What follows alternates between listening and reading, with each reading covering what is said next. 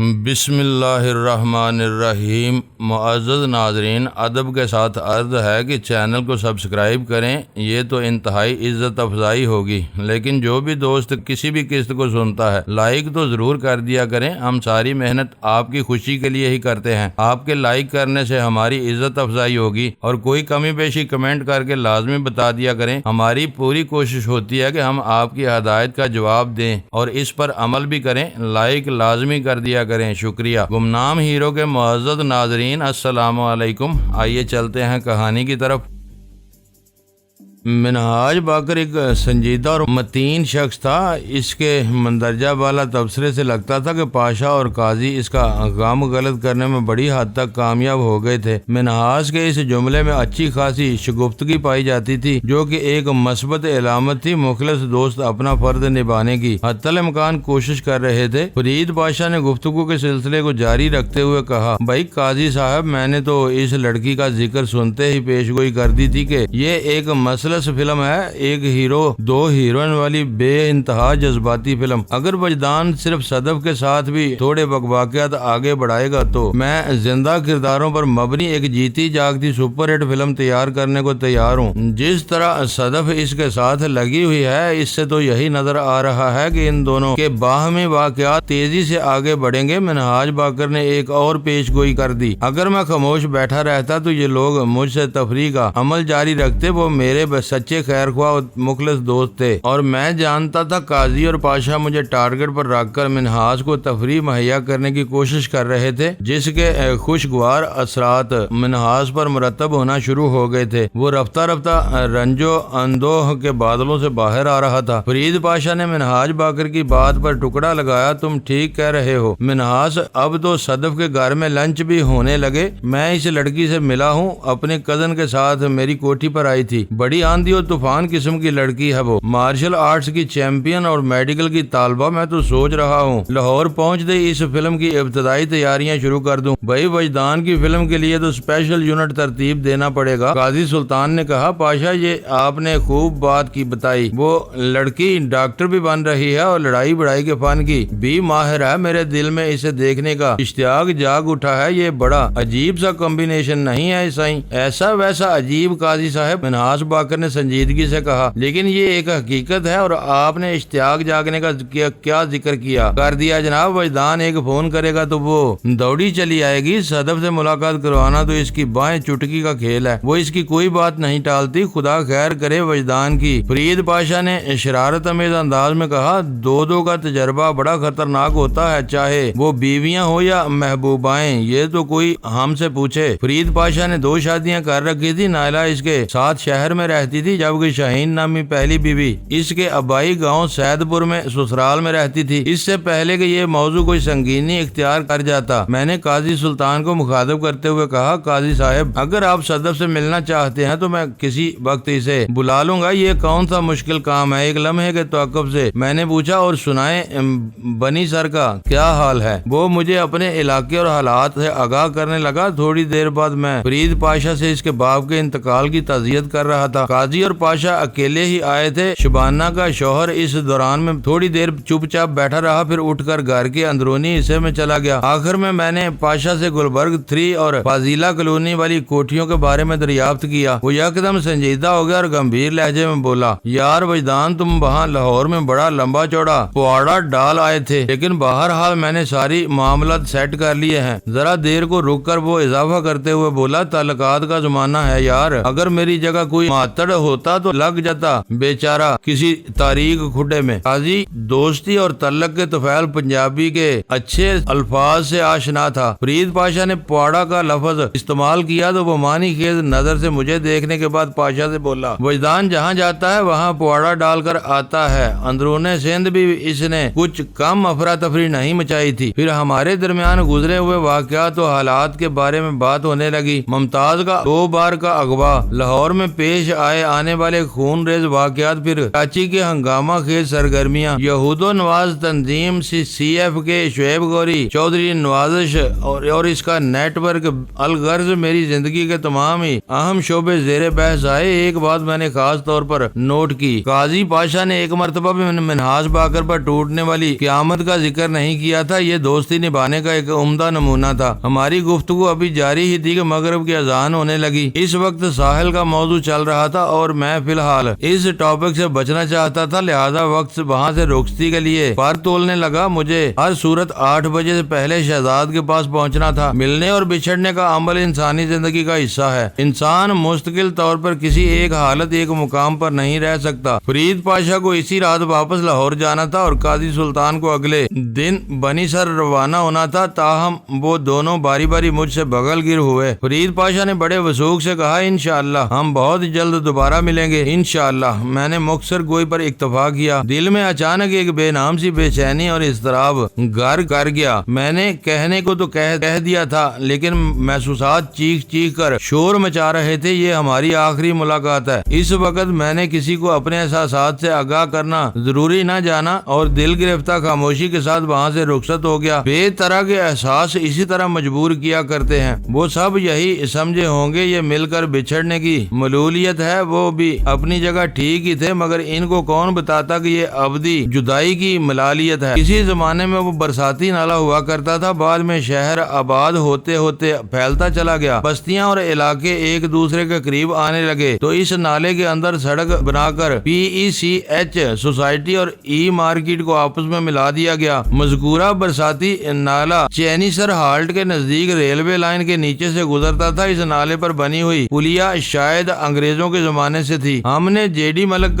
کو شکار کرنے کے لیے اسی پلیا کا انتخاب کیا تھا۔ پلیا کے نزدیک دونوں جانب کم از کم 50 گز تک تاریکی کا راج رہتا تھا۔ اکثر و بیشتر پولیس والے اس اندھیرے میں چھپ کر رکشا ٹیکسی والوں سے ملاقات کیا کرتے تھے۔ وہ راستہ خاصا شارٹ کٹ تھا، لیکن رکشا ٹیکسی والے رات گئے پولیس والوں کے خوف سے ادھر سے جانے کو تیار نہیں ہوتے تھے۔ میری تازہ ترین معلومات کے مطابق پولیس رات 10:30 کے بعد ہی اپنی کارکردگی کا آغاز کرتی تھی، لہذا ہمیں ان کی طرف سے کسی قسم کا خدشہ نہیں تھا۔ ہم 8:30 بجے تک اپنے مشن سے فارغ ہو جاتے۔ ہماری ہدایت کے مطابق فیصل نے جے ڈی ملک سے فون پر بات کر کے اسے صفدر علی کے بنگلے سے نکلنے پر مجبور کر دیا تھا۔ فیصل ملک کے لیے ایک آقا کی حیثیت رکھتا تھا، اس کے حکم سے سرتابی کا وہ تصور بھی نہیں کر سکتا تھا۔ جے ڈی ملک نے ٹھیک 8:30 بجے اس پلیا کے نیچے سے گزرنا تھا۔ اسے تاکید کی گئی تھی کہ وہ اکیلا آئے۔ اس نے گاڑی کا نمبر بتا دیا تھا اور وعدہ کیا تھا اور وہ فیصل کی ہدایت کو یاد رکھے گا۔ پروگرام کے مطابق جے ڈی ملک کو یہی بتایا گیا تھا کہ فیصل ای مارکیٹ کے نزدیک ایک نان بائی کی دکان کے قریب کسی خفیہ گوشے میں چھپا کھڑا ہوا ہوگا اور جیسے ہی وہ جے ڈی ملک کی گاڑی کو دیکھے گا سامنے آ جائے گا، پھر جے ڈی ملک اسے گاڑی میں بٹھا کر اپنے ساتھ لے جائے گا۔ ہمارا شکار نیلے رنگ کی ٹویوٹا سٹارلیٹ میں آ رہا تھا۔ اس ای مارکیٹ تک پہنچنے کا سیدھا راستہ جینی سر ہالٹ والے ریلوے پھاٹک کی طرف سے تھا، لیکن شہزاد کی تاکید کے مطابق فیصل نے پلیا کے نیچے سے گزر کر آنے کی شرط لگا دی تھی۔ جے ڈی ملک کو پلیا کے نیچے سے گزر کر بائیں جانب مڑنا تھا، جہاں چند گز کے فاصلے پر مذکورہ نان بائی کی دکان تھی۔ اس مشن میں شہزاد نے اپنے ایک بااعتماد دوست کو بھی شامل کیا تھا، لیکن پلیا والی کارروائی کی حد تک محمود نامی وہ شخص ہرگز نہیں جانتا تھا کہ جے ڈی ملک کون ہے اور ہم اسے کہاں کس مقصد کے لیے لے جانا چاہتے ہیں۔ شہزاد نے اسے اتنا ہی بتایا تھا کہ ایک دشمن کو چھاپنا ہے جو 8:30 بجے رات نیلی سٹارلیٹ میں پلیا کے نیچے سے گزرے گا۔ شہزاد اور محمود دونوں مسلح تھے اور پولیس کی وردی میں بھی۔ یہ وردیاں شہزاد ہی نے مہیا کی تھی۔ محمود اپنی موٹر سائیکل بھی لے آیا تھا۔ ہماری پلاننگ کے مطابق شہزاد اور محمود کو پولیس والوں کے بیس میں پلیا کے نزدیک موجود رہنا تھا۔ جیسے ہی نیلی سٹارلیٹ پلیا میں داخل ہونے کے لیے ڈلوان اترتی، محمود اسے رکنے کا اشارہ کرتا۔ لامحالہ جے ڈی ملک کو گاڑی روکنا پڑتی۔ پولیس والوں سے خواہ مخواہ پھٹا کوئی بھی مول نہیں لیتا۔ محمود ملک کو گاڑی باہر نکلنے کو کہتا، بہانہ چیکنگ وغیرہ کا ہوتا۔ ملک کے پاس انکار یا اعتراض کی کوئی گنجائش نہ ہوتی۔ وہ اس لمحاتی چیکنگ کے لیے گاڑی سے نیچے اتر آتا۔ بس وہی لمحہ ہماری کارروائی کا ہوتا۔ شہزاد تھوڑے ہی فاصلے پر موٹر سائیکل کے قریب کھڑا ہوتا۔ میں اس ڈلوان کے آغاز پر لائٹ گرین ہونڈا سیوک میں ریڈ الرٹ بیٹھا ہوتا۔ شہزاد جیسے ہی جے ڈی ملک کو گن پوائنٹ پر لاتا، میں سیوک کو اس اس کے نزدیک لے آتا۔ اگلے ہی لمحے شہزاد جے ڈی ملک کو گاڑی کی عقبی نشست پر پہنچا کر اپنے قابو میں کر چکا ہوتا۔ یہ ایک صاف ستھری اور بے داغ منصوبہ بندی تھی۔ مبینہ جائے وقوع اکثر ویران رہتی، اس لیے ہمیں اپنی کارروائی میں کسی دشواری کا سامنا نہ ہوتا۔ اس مختصر سے ایکشن کے بعد ہم جے ڈی ملک کو اپنے خفیہ ٹھکانے پر لے آتے اور محمود اپنی سوزوکی موٹر سائیکل پر کہیں بھی روانہ ہو جاتا، اور اب ہم اپنی پوزیشن بالکل تیار کھڑے تھے۔ میں نے گاڑی کو ایک ایسی جگہ روک رکھا تھا جہاں گاڑی کے اندر رہتے ہوئے میں عقب نما آئینے میں نیلی سٹارلٹ کو اس سڑک پر مڑتے ہوئے دیکھ سکتا تھا۔ اس کے ساتھ ہی پولیس ناکے پر بھی میری نگاہ تھی۔ میری گاڑی اس زاویے سے پارک تھی کہ میں پہلی نظر میں ڈرائیونگ سیٹ پر بیٹھا نظر نہ آتا۔ وہاں نیم تاریکی کا راج تھا۔ پھر وہ گاڑی میری نظر میں آ گئی۔ اس وقت 8:25 ہوئے تھے، گویا جے ڈی ملک 5 منٹ پہلے آ گیا تھا۔ نرسری کی جانب سے آنے والی سڑک پر سے جب نیلی سٹارلٹ ہماری گلی میں مڑی تو میں تان کر بیٹھ گیا۔ میں نے پہلی نظر میں نمبر پلیٹ کو دیکھ کر گاڑی کا نمبر کنفرم کیا، پھر ڈرائیونگ سیٹ کی طرف میری نگاہ اٹھ گئی۔ میں نے جے ڈی ملک کو روبرو نہیں دیکھا تھا، تاہم فیصل کی زبانی اس کا جو حلیہ میری یادداشت میں نقش ہوا، ڈرائیونگ سیٹ پر موجود شخص اس پر فٹ بیٹھتا تھا اور وہ گاڑی میں اکیلا ہی تھا۔ اس کا یہی مطلب تھا کہ ملک نے فیصل کی ہدایت پر من و ان عمل کیا تھا۔ نیلی سٹارلٹ میرے پاس سے گزر کر حلیہ کی سمت بڑھ گئی تو میں نے نہایت ہی چابک دستی سے نستعلیق اور شائستہ مزاج ہونڈا سیوک کا انجن بیدار کر دیا۔ وہ بڑے سنسنی خیز لمحات تھے اور سیکنڈ کا 10واں حصہ بھی کام اور صرف کام کا متقاضی تھا۔ میری آنکھوں نے دیکھا جے ڈی ملک نے پولیس کے اشارے پر بڑی شرافت سے گاڑی روک لی۔ میں بالکل تیار کھڑا تھا۔ جیسے ہی ملک سٹارلٹ سے باہر آیا میں نے گاڑی کو لمحاتی جنبشوں کے طفیل اس کے قریب پہنچانے کے لیے آگے بڑھا دیا۔ وہ میری اس حرکت پر چونکا، لیکن میں اس سے پہلے ہی سٹارلٹ کے اندر ہونے والی غیر متوقع حرکت پر چونک اٹھا تھا۔ سٹارلٹ کی عقبی نشست پر میں نے ایک انسانی سر کو نموداری دیکھ لی تھی۔ میرے ذہن نے چشمے زدن میں فیصلہ کیا اور میں نے گاڑی روکنے کی بجائے سٹارلٹ کی پشت سے ٹکرا دی۔ یہ ایک اچانک ٹکر تھی جو میری گاڑی کی فرنٹ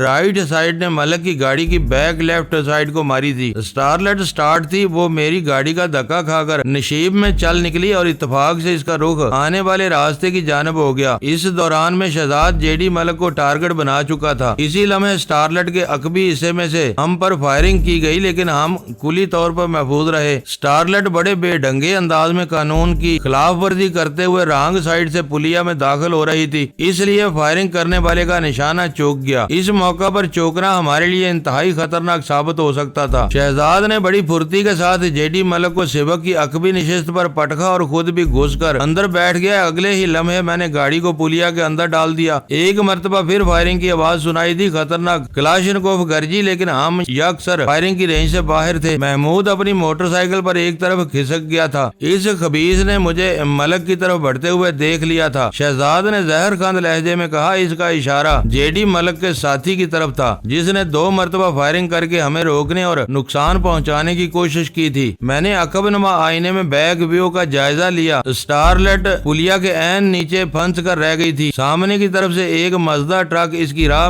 روکے کھڑا تھا۔ کلاشنکوف بردار شخص جب تک ڈرائیونگ سیٹ سنبھال کر سیدھے راستے تک ہمارے تعاقب میں لپکتا، ہم اس کی پہنچ سے بہت دور نکل گئے ہوتے۔ میں نے اطمینان کی سانس خارج کرتے ہوئے سیوک کو محمود آباد گیٹ کی جانب بڑھا دیا۔ اسی لمحے شہزاد نے جے ڈی ملک کو بڑی بے دردی سے سیٹ کے اوپر سے اپنے پاؤں میں پہنچا دیا، پھر اسے گن کے نشانے پر رکھتے ہوئے گرایا۔ عہد شکن نامرادوں کو میں اپنے قدموں میں رکھتا ہوں۔ بات ختم ہوتے ہی اس نے اپنا ایک پاؤں ملک کے سینے پر جما دیا۔ ملک کے لیے یہ ایک غیر متوقع اور ہولناک صورتحال تھی۔ اس کی زبان سے ابھی تک میرا نام خارج نہیں ہوا تھا۔ اس کا یہی مطلب تھا کہ وہ مجھے صحیح طور پر دیکھ نہیں سکا تھا۔ میں نے گاڑی کو کارپوریشن سے ٹرن کیا اور کالا پل کی طرف جانے والی سڑک پر موڑ لیا۔ یہاں سپیڈ بڑھانے میں خاصی آسانی محسوس ہوئی۔ جے ڈی ملک شہزاد کے پاؤں تلے دبے دبے منمنایا۔ میں نے کون سی عہد شکنی کی ہے؟ فیصل نے تم سے کہا تھا اکیلے آنا، شہزاد ترشی سے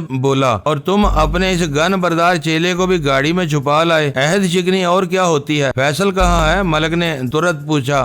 اگر یہ تمہارا آخری سوال ہے تو سن لو، فیصل اس وقت جہاں بھی ہے تمہیں وہیں پہنچایا جا رہا ہے، شہزاد نے کہا اور میرا نام لیے بغیر بولا۔ یار گاڑی کو پارسی گیٹ کے بعد بائیں جانب اندر لے لو۔ میں ڈیفنس فیز 1 کے اندر ہی اندر رہتے ہوئے ڈیفنس آفیسر کی طرف نکل جائیں گے یا وہاں سے نیشنل ہائی وے پکڑ لینا، آگے کا راستہ تمہیں معلوم ہی ہے۔ میں نے خاموشی سے شہزاد کی بات پر امر کر ڈالا۔ جے ڈی ملک مجھے دیکھ نہیں پا رہا تھا اور شہزاد کی بھی یہی کوشش تھی، وہ گاڑی میں میری موجودگی میں آگاہ نہ ہو پائے۔ مجبوری کی بات دوسری تھی۔ شہزاد کی بات ختم ہوئی ہی تھی کہ جے ڈی ملک نے پوچھا، اگر تم مجھے فیصل سے ملوانے جا رہے ہو تو یہ مجھ پر تمہارا احسان عظیم ہے، تم ایک مخلص دوست کا رول ادا کر رہے ہو، لیکن ایک بات میری سمجھ میں نہیں آ رہی، تمہارا انداز دشمنوں جیسا کیوں ہے؟ ایک بات ماننے والی تھی کہ اس کی قسم پرسی کی حالت میں بھی جے ڈی ملک نے اپنے حواس کو بے قابو نہیں ہونے دیا تھا۔ اس کا مطلب تھا وہ مضبوط اعصاب اور ٹھنڈے دماغ کا مالک تھا، مگر اس وقت شہزاد کے تیور بہت خطرناک نظر آ رہے تھے۔ وہ دھمکی امیز لہجے میں پھنکارا، تمہاری سمجھ میں اگر میری دوستی دشمنی نہیں بیٹھ رہی تو میں اس سمجھ کا آپریشن کر دوں گا، تمہیں اس سلسلے میں فکر مند ہونے کی قطعی کوئی ضرورت نہیں۔ وہ ایک لمحے کو رکا، پھر سنسناتے ہوئے انداز میں بولا، تم نے ثابت کر دیا ہے کہ وہ تمہارا آخری سوال نہیں تھا، لیکن میں تمہیں بتا دوں کہ اگر اب تم نے اپنی منحوس زبان کھولی تو میں اپنی گن تمہارے سینے میں خالی کر دوں گا، اور اس کا مطلب یہی ہے کہ گن خالی کر دوں گا جو پوری طرح بری ہوئی ہے۔ گاڑی کے اندر کامل سناٹا چھا گیا۔ جے ڈی ملک جیسے گاگ شخص نے صورتحال کی سنگینی اور شہزاد کے الفاظ کی بے رحمی کو حقیقی معنوں کے ساتھ سمجھ لیا تھا۔ میں ڈیفنس آفیسر مسجد والے خوبصورت پارک اور صدف کی رہائش گاہ کو پیچھے چھوڑتے ہوئے نیشنل ہائی وے مین کرنگی روڈ پر آ گیا۔ یہاں سے دو راستوں کے ذریعے ہم اپنے ٹھکانے پر پہنچ سکتے تھے، ایک تو نیشنل ہائی وے کراس کرنے کے بعد فیز 2 کے اندر ہی اندر راستہ تھا، اور دوسرا راستہ نیشنل ہائی وے پر سفر کرنے کا تھا۔ آگے جا کر ہم مین خیابان اتحاد مڑ جاتے جو چند منٹ میں ہمیں منزل مقصود پر پہنچا دیتا۔ میں نے فیز 2 کے کلب سے گزرنے والے راستے کا انتخاب کیا اور ہونڈا سیوک کی رفتار میں بتدریج اضافہ کرتا چلا گیا۔ جے ڈی ملک ایک طرح سے اندھا ہو کر رہ گیا تھا، اسے قطعاً یہ بات معلوم نہیں تھی کہ وہ اپنے ہی علاقے سے گزر کر لمحہ بے لمحہ مقتل کی جانب بڑھ رہا تھا۔ ٹھیک 9 بجے ہم اپنے ٹھکانے پر پہنچ گئے۔ شہزاد نے گاڑی کے اندر ہی ایک میلا کپڑا جے ڈی ملک کی آنکھوں پر کس کر باندھ دیا تھا۔ یہ گاڑی صاف کرنے والا ایک بدبودار کپڑا تھا جو جے ڈی ملک کے لیے ہماری طرف سے ہونے والی خاطر تواضع کی پہلی ڈش تھی۔ بنگلے میں داخل ہونے کے بعد ملک کی آنکھیں بندے بندے ایک محفوظ کمرے میں پہنچا دیا گیا۔ وہ اس بات سے یکسر بے خبر تھا کہ میں بھی یہاں موجود ہوں۔ شہزاد قید و بند کا معقول سامان وہاں پہنچا چکا تھا۔ آئندہ 15 منٹ میں شہزاد نے میری مدد سے جے ڈی ملک کو بڑے تسلی امیز انداز میں سیٹ کر دیا۔ میں اس کام سے فارغ ہوا ہی تھا کہ زارگل نے اشارے سے مجھے اپنے پاس بلا لیا۔ اس کے انداز سے خاصی گھبراہٹ ظاہر ہو رہی تھی۔ میں اس کے ساتھ ٹیلی فون والے کمرے میں آیا اور جلدی سے پوچھا، کیا بات ہے زارگل، تم اس قدر بکھلائی ہوئی کیوں ہو؟ تمہاری آمد سے 1 منٹ پہلے صدف کا فون آیا تھا، اس نے بتایا وہ فوری طور پر تم سے بات کرنا چاہتی ہے۔ اس کے لہجے سے میں نے یہ محسوس کیا ہے کہ وہ کسی پریشانی میں مبتلا ہے۔ زارگل کی بات نے مجھے تشویش میں مبتلا کر دیا۔ میں نے اضطراری لہجے میں پوچھا، اس نے کچھ بتایا نہیں؟ نہیں، وہ قطعیت سے بولی، بس اتنا کہا کہ وہ تھوڑی دیر بعد دوبارہ فون کرے گی، اس دوران میں وہ تمہیں فلیٹ اور منہاج صاحب کے بنگلے پر ٹریس کرنے کی کوشش کرے گی۔ اس کا مطلب ہے کوئی سیریس معاملہ ہے۔ میں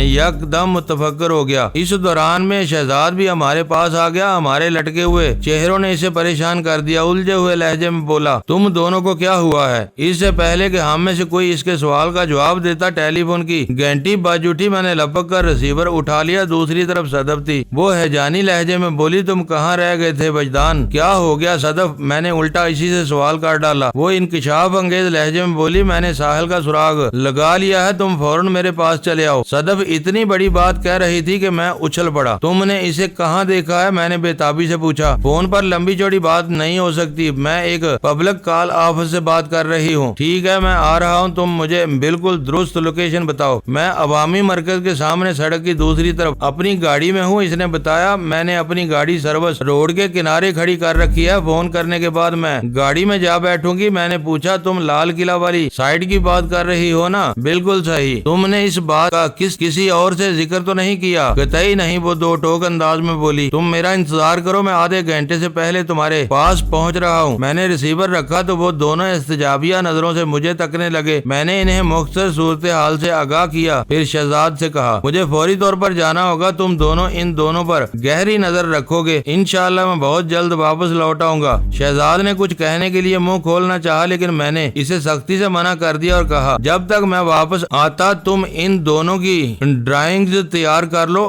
پھر ہم دونوں مل کر ان پر رنگ بھریں گے۔ وہ معنی خیز انداز میں گردن ہلا کر رہ گیا۔ شہزاد اور زارگل کی خواہش تھی کہ میں گاڑی میں چلا جاؤں، لیکن میں نے ہونڈا سیوک کو زیر تعمیر بنگلے پر ہی چھوڑا اور ایک نئی نویلی ٹیکسی پکڑ کر صدف کی طرف روانہ ہو گیا۔ صدف نے اتنی بڑی خوشخبری سنائی تھی کہ میرا تن بدن ہوا میں اڑنے لگا تھا۔ میری ہدایت پر ٹیکسی ڈرائیور نے ٹیکسی کو ہوائی گھوڑا بنا دیا۔ تھوڑی دیر بعد میں صدف کو وائٹ سنی میں بیٹھا اس سے استفسار کر رہا تھا۔ اس وقت رات کے 9:45 بجے تھے۔ صدف نے مجھے جو تفصیل بتائی وہ ایک حیرت انگیز اتفاق کی تھی۔ اس کے مطابق وہ اپنی ایک دوست سے مل کر واپس آ رہی تھی کہ کار ساز کے نزدیک اس نے ٹینٹڈ گلاسز والی ایک سیاہ گاڑی کو گزرتے ہوئے دیکھا۔ وہ روڈ کی دوسری جانب تھی۔ ٹینٹڈ گلاسز والی گاڑی کا گزرنا کوئی خاص بات نہیں تھی، لیکن اس سیاہ گاڑی کے پیچھے جانے والی پیجارو نے صدف کی توجہ اپنی جانب مبذول کرا دی۔ اس نے مذکورہ پیجارو میں شکیب عثمانی کی ایک جھلک دیکھ لی تھی۔ وہ ایک لمحے کو خاموش ہوئی تو میں نے پوچھا، کیا تمہیں یقین ہے وہ شکیب عثمانی ہی تھا؟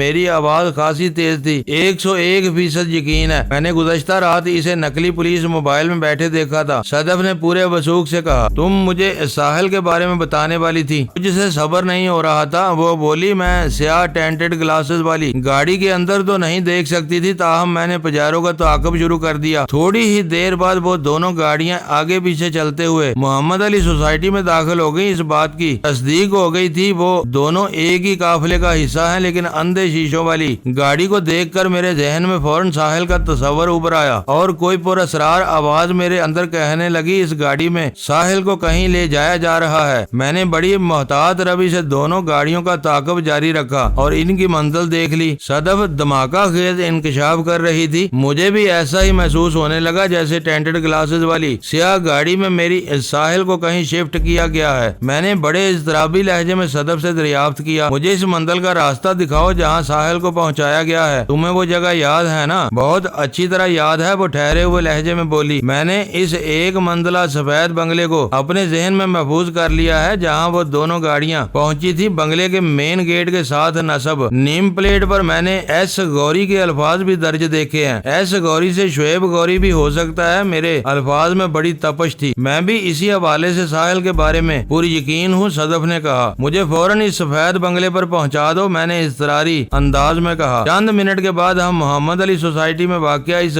بنگلے کے سامنے سے گزر رہے تھے۔ گلی کے اختتام پر میں نے صدف کو گاڑی روکنے کا اشارہ کیا۔ اس نے میرے اشارے کی تعمیل کر دی۔ میں نے کہا، گاڑی کو اسی جگہ چھوڑ دو، ہم ابھی اور اسی وقت سفید بنگلے میں داخل ہو رہے ہیں۔ کیا تم ذہنی طور پر تیار ہو؟ اچانک ہی میں نے صدف کو ساتھ رکھنے کا فیصلہ کر لیا تھا۔ وہ بڑی دلیری سے بولی، میں ذہنی اور جسمانی طور پر پوری طرح تیار ہوں۔ 1 منٹ میں ہم نے لاہے عمل تیار کیا۔ مجھے سامنے سے اور صدف کو عقبی سمت سے بنگلے میں داخل ہونا تھا۔ پھر جو بھی حالات پیش آتے ان سے نمٹ لیا جاتا۔ ہم دونوں گاڑی سے باہر آئے، نگاہوں ہی نگاہوں میں ایک دوسرے کی مدد کا وعدہ کیا اور اپنی اپنی راہ پر ہو لیے۔ مجھے بنگلے کے اندر داخل ہونے کے لیے کوئی خاص کوشش نہیں کرنی پڑی۔ گیٹ پوری طرح بند تھا اور چوکیدار گیٹ پر موجود نہیں تھا۔ میں نے نہایت ہی ہوشیاری سے دیوار پھاندی اور بنگلے کے اندر پہنچ گیا۔ سامنے ایک وسیع اور عریض ڈرائیو نظر آیا، اس کے ساتھ ہی برآمدہ تھا۔ برآمدے کے سامنے حصے میں ایک بڑا منقش چوبی دروازہ موجود تھا جہاں سے عمارت کے اندرونی حصوں تک رسائی حاصل کی جا سکتی تھی۔ مذکورہ دروازہ بند تھا۔ میں نے اپنے گرد و پیش میں ایک چوکنا نگاہ ڈالی اور مطمئن ہونے کے بعد دبے قدموں منقش دروازے کی طرف بڑھ گیا۔ ابھی میں نے برآمدے کا نصف حصہ ہی عبور کیا تھا کہ میرے قدم یک بیک رک گئے۔ اس وقت عقب سے کسی نے للکارا، خبردار، ایک قدم بھی اٹھایا تو جان سے جاؤ گے، اس وقت تم ایک خطرناک گن کے نشانے پر ہو۔ یہ جدید طرز کی ہلاکت خیز کیکے ہے۔ میں ایک طویل سانس خارج کرتے ہوئے ہینڈز اپ ہو گیا۔ حالات کی صدم ظریفی نے اس کے سوا اور کوئی چارہ بھی نہیں چھوڑا تھا۔ میرے عقب میں موجود گن بردار ذرا قریب آ گیا، پھر اس نے مجھے رائفل کے نشانے پر رکھتے ہوئے جامع تلاشی لی۔ اس کا انداز بڑا سرسری اور تھپتھپانے والا تھا۔ میں سمجھ گیا اسے کسی مہلک ہتھیار کی تلاش تھی۔ میرے لباس میں ایسی کوئی شے موجود نہیں تھی۔ چنانچہ اپنی تسلی کرنے کے بعد اس نے دوبارہ مجھے حکم دیا، گھوم جاؤ۔ میں کسی مداری کا بچہ جمہورہ نہیں تھا جو اس کے ایسے بےہودہ احکام کی تعمیل کرتا۔ میں تو وہاں ڈگڈگی بجانے آیا تھا جس کی مخصوص آواز پر ان سب کو ناچنا تھا۔ ہاتھ ہوا میں بلند رکھتے ہوئے میں چشمے زدن میں گھوما، لیکن اس سے پہلے میری وہیل کے چلی فضا میں شائیں کی آواز پیدا ہوئی اور میرے پاؤں کی طوفانی ضرب نے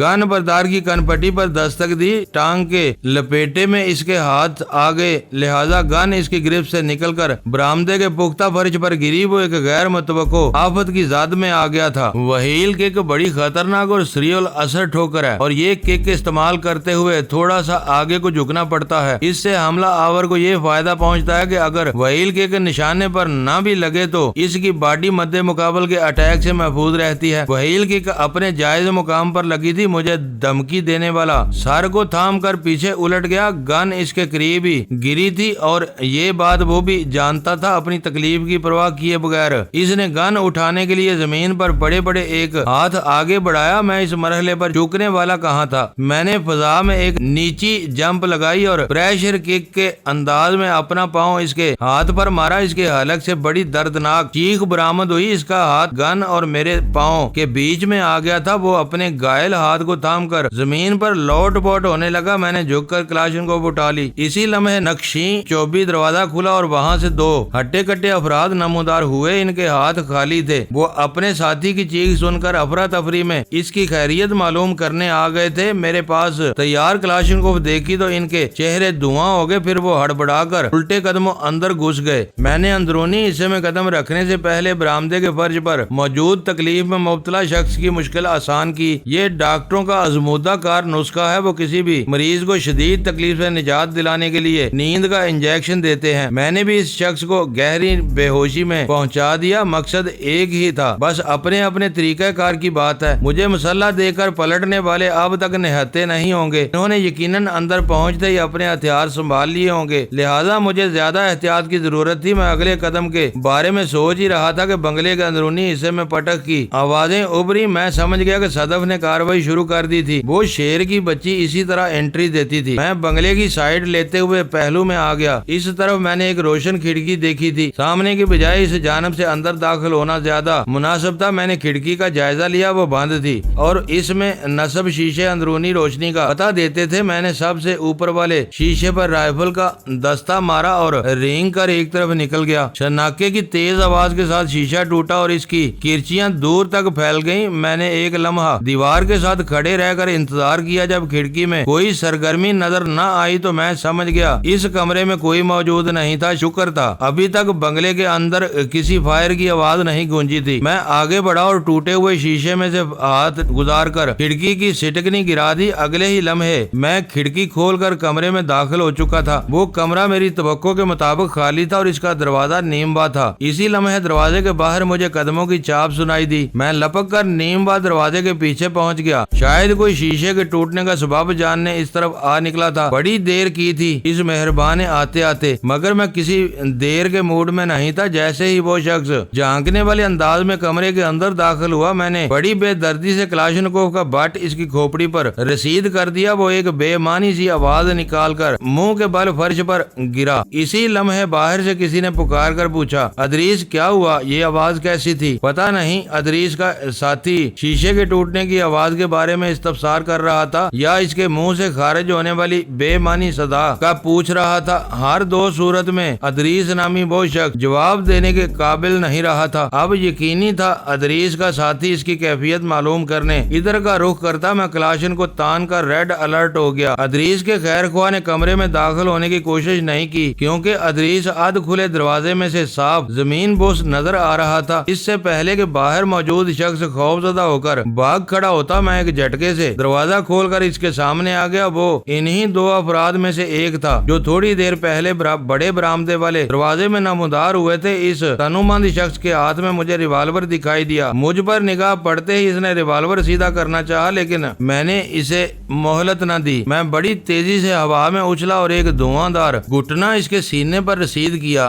دوسرا گھٹنا اس کے پیٹ کے زیریں حصے پر پڑا۔ ناف کے مقام پر بڑی شدید چوٹ آتی ہے اور تکلیف ناقابل برداشت ہو جاتی ہے۔ وہ کسی زخمی صحرائی اونٹ کے مانند بلبلایا۔ میں نے اسی پر بس نہ کیا اور اس کے چہرے کے مختلف حصوں کو نشانہ بناتے ہوئے متعدد خوفناک پنچ جڑ دیے۔ اس کا چہرہ لہو لہان ہو گیا۔ ان ناگفتہ بے لمحات میں اسے ریوالور چلانے کا خیال کہاں سے آتا؟ اس کے لیے تو سانس لینا دوبر ہو رہا تھا۔ میں نے اس کی تھوڑی اور خاطرداری کی اور اسے فرش پر لمبا لٹا دیا۔ ریوالور کو اٹھا کر میں نے پتلون کی جیب میں رکھا اور ایک طویل راہداری میں دوڑ گیا۔ اس راہداری کا اختتام ایک کشادہ کمرے پر ہوا۔ वहाँ मैंने सदफ को 2 अफराद के साथ धुआंधार अंदाज में नबर्द आजमा देखा। एक लम्हे में मुझे अंदाजा हो गया इसे मेरी मदद की कतन कोई जरूरत नहीं थी। मैं मुतमिन होकर इसका फाइटिंग स्टाइल देखने लगा। ये इत्मीनान बड़ा आर्जी साबित हुआ और मैं मुंह के बल फर्श पर आ रहा। किसी ने बड़े खौफनाक अंदाज में मुझे अकब से धक्का दिया था। वो जो कोई भी था दबे कदमों मेरे अकब में पहुंचा था और मेरी गफलत से फायदा उठाकर इसने मुझे जमीन बोझ कर दिया था। मैंने उठने में एक लम्हे की ताखीर न की, लेकिन इस दौरान में वो गेंडा मुझे अपने पिस्टल के निशाने पर रख चुका था। मैंने पलक झपकते में इसे पहचान लिया। वो मुनक्कश दरवाजे से पलटने वाला दूसरा शख्स था। मैंने क्लाशनकोफ सीधी करना चाही तो वो गुर्राया, नो, गन को फेंक दो वरना बिला सोचे समझे खोपड़ी में सुराख कर दूंगा। मैंने इसकी हदायत पर अमल करते हुए क्लाशनकोफ को दूर फेंक दिया। गन सदफ वाले कमरे के दरवाजे के पास जाकर गिरी। इसी वक्त पिस्तौल बरदार शख्स ने मुझे वार्निंग दी, कोई चालाकी दिखाने की कोशिश न करना, अपने हाथ हवा में उठा दो। मैंने एक मर्तबा फिर इसकी हदायत को पूरा किया। हम एक दूसरे के रूबरू खड़े थे। हमारे दरमियान बेमुश्किल 5 फुट का फासला रहा होगा। मेरा रुख सदफ की तरफ था जब के पिस्तौल बरदार शख्स की इस जानब पुश्त थी। वो बड़ी चौकन्ना निगाह से मुझे देख रहा था। अचानक सदफ ने चीखते हुए अपने मध्य मुकाबल को फ्रंट फ्लाइंग किक मारी। किक्स तो वो पहले भी चला ही रही थी, लेकिन चीखी पहली मर्तबा थी। मेरी छठी इसने सेकंड के लाख में हिस्से में मुझे खबर दी कि सदफ ने मुझे पिस्तौल के निशाने पर देख लिया है और मुझे चांस देने के लिए इसने ख्वाह मुख्वाह हलक का इस्तेमाल किया है। मुझे फौरन इस मौका से फायदा उठाना था। नतीजा हस्बे तवक्को बरामद हुआ। अपने अकब में सदफ की तेज चीख सुनकर पिस्तौल बरदार एक लम्हे के लिए ठिठका। फिर मेरे लिए वो लम्हाती वक्फा बहुत काफी था। मैंने फ्रंट स्टेप के साथ इसके पेट में थ्रस्ट किक मारी। वो पिस्तौल समेत पीछे को लुढ़का। मैंने आगे बढ़कर इसकी तबादो शुरू कर दी। अब हम दोनों भी सदफ वाले कमरे में ही थे। पिस्तौल इस शख्स के हाथ से निकलकर दूर पड़ी क्लाशनकोफ के पास जा गिरा। सदफ ने अपने मध्य मुकाबल की ठकाई के दौरान में मुझसे कहा, वजदान, मैंने अपनी साइड साफ कर दी है, बस यही 2 बचे हैं। 3 को मैंने इधर लम लेट कर दिया है। तुम्हारी तरफ क्या सूरत हाल है? मैंने अपने मध्य मुकाबल को थ्रू मारकर जमीन पर पटका और कहा, मेरी साइड भी साफ ही समझो, जो कुछ बचा है तुम्हारे सामने है। इन लोगों को जल्द अज जल्द बेकार करके हमें बंगले की तलाशी लेना चाहिए। सदफ ने ब्लॉकिंग करते हुए कहा, अभी तक जिन कमरों से गुजरी हूँ वहाँ साहिल मुझे दिखाई नहीं दी। वो मुझे भी कहीं नजर नहीं आई। मैंने बराई हुई आवाज में कहा। इसी वक्त सदफ से पिटने वाले एक शख्स ने मौका पाकर राहदारी में दौड़ लगा दी। ये सदफ के हिस्से वाली राहदारी थी। वो इस मफरूज शख्स के पीछे लपकी बड़ी सूरत से बोली, वजदान, तुम इन्हें संभालो, मैं इस भगोड़े को मजा चिखा कर आती हूँ। वो दोनों मेरे लिए कोई खास अहमियत नहीं रखते थे। मैंने इनका हल्का फुल्का उड़ा दिया। एक बात का मुझे अंदाजा हो गया कि इन 3 अफराद के सिवा हमारी राह में रुकावट डालने वाला और कोई शख्स बंगले में बाकी नहीं बचा था। गोया साहिल और मेरे दरमियान हायल तमाम रुकावटें उठ गई थी। मुअज़्ज़ज़ नाज़रीन, लाइक करें, शेयर करें और कमेंट्स बॉक्स में पाक आर्मी जिंदाबाद, पाकिस्तान पाइंदाबाद का नारा ज़रूर दर्ज करके अपने मुल्क पर फ़ख्र करें और पाकिस्तान की बुनियादें मजबूत करने में अपना किरदार अदा करें। वीडियो देखने का शुक्रिया। मुअज़्ज़ज़ नाज़रीन, अपना ख्याल रखिएगा और हमारे चैनल का भी। ISI पाक आर्मी जिंदाबाद, पाकिस्तान पाइंदाबाद।